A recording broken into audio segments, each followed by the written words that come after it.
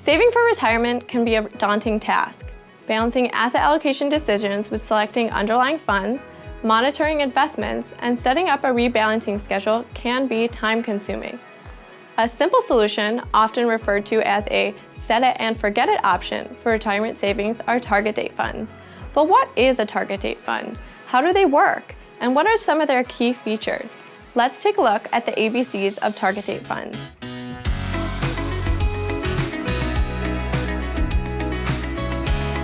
A target date fund is intended to be your total retirement portfolio. The target date is referring to your ideal retirement year, which is usually when you turn 65. A target date series is comprised of several target date funds issued by the same provider. A series typically includes funds in 5-year increments. So for example, if you're planning on retiring at 65 and are currently 25, you should be looking at funds with a 2065 target date.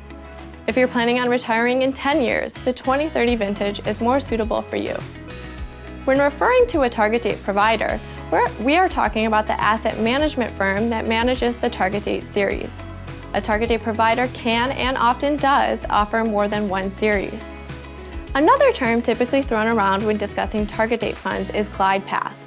Well, what is a glide path? It refers to the target date fund's preset asset allocation along the retirement journey.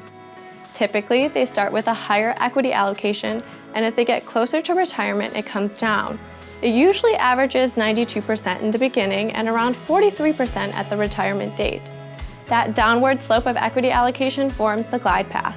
Target date funds can have very different glide paths, and finding the right one is going to depend on your risk tolerance. But what about the to versus through glide path debate? Well, a to retirement glide path lowers its equity allocation until the target retirement date. At that point, the equity allocation remains consistent. While a through glide path tends to own more stocks at retirement because it continues to de-risk and brings down its equity allocation for another 10 to 20 years from that retirement date. Cost is also an important investment consideration. You should be aware of how much you're paying for your target date fund. The fees typically reflect the underlying funds managers are using. Series that invest in passive funds tend to be a bit cheaper, whereas those with active managers tend to cost more.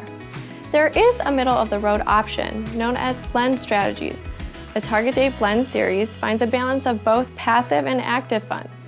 Target date managers can include active managers where they have high conviction in, and keep costs lower by including cheap index funds where markets are more efficient. That's a quick glance at target date funds, an easy solution for a more hands-off retirement saver.